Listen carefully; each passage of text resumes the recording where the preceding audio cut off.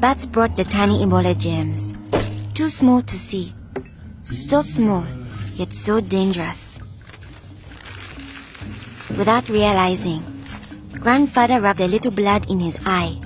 Ebola germs came into his body.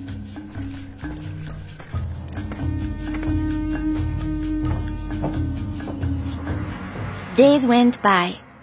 Then Grandfather got a terrible fever and weakness. We thought it was malaria, but he was soon much worse. He had vomiting and diarrhea. His fever got even higher. I ran to get the nurse. But Grandfather had already died. I was heartbroken. The nurse thought it might be Ebola, a disease caught from bush meat, but which spreads from person to person. Others in our region had already died of this new disease. Unless we understood the disease and followed their rules, it could spread further and kill many more people. She explained that Ebola was in the body fluids of someone who was sick or had died of Ebola.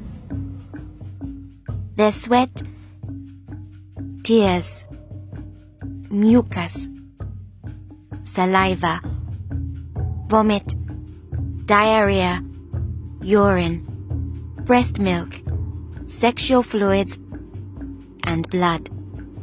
When we touch a sick person's body fluids, the Ebola germs can get into small breaks in our skin or into our eyes, nose, or mouth. The Ebola germs spread into our body and make us sick. When somebody dies of Ebola, that body is much more contagious. No one should ever touch the dead body. The nurse advised us to wash our hands with soap and water right away. She contacted the trained burial team to help us bury Grandfather's body safely. The burial team came. They comforted us and explained what they had to do to protect us. The team wore protective clothing that kept them safe from the dangerous germs.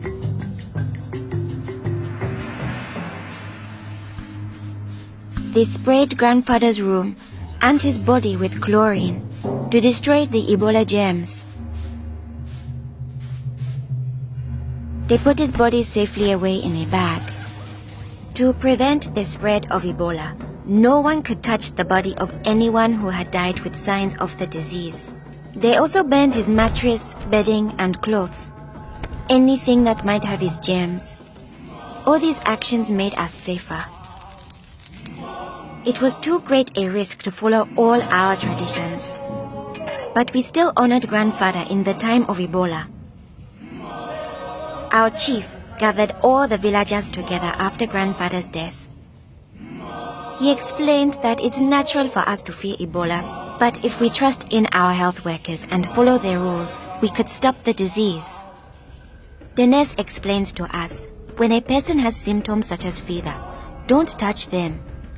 Get them to the treatment center right away. They will have the best chance of surviving and they won't spread Ebola. She advised us to wash our hands with soap and water many times a day. The whole village agreed to follow these rules. Since we all had close contact with Grandfather, we were at risk of getting Ebola. We had to stay home. A health worker visited us every day to see whether we had fever or signs of sickness. We would show signs within 21 days if we had Ebola.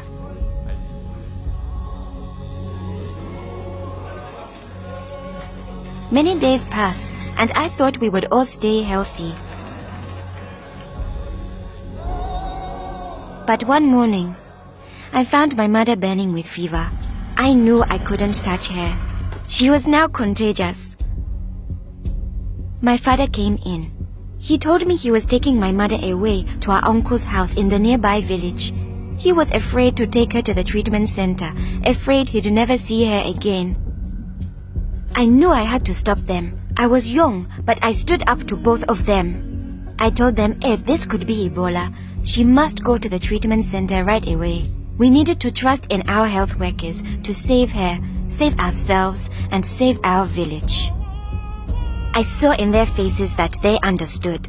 Running away would only lead to more death and suffering.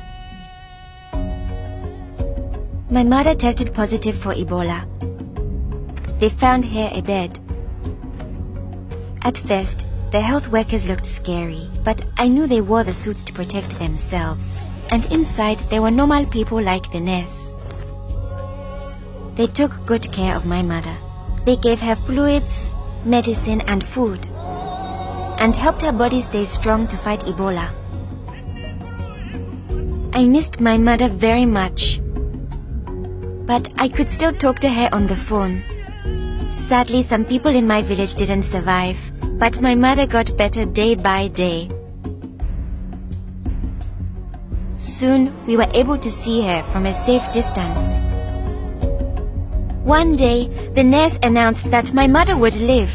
Now we were safe to hug and kiss her. It was a day to celebrate. Our village followed their rules. We trusted our health workers, brought us sick for care right away, called for the safe burial team when one of our people died, and we always washed our hands with soap and water.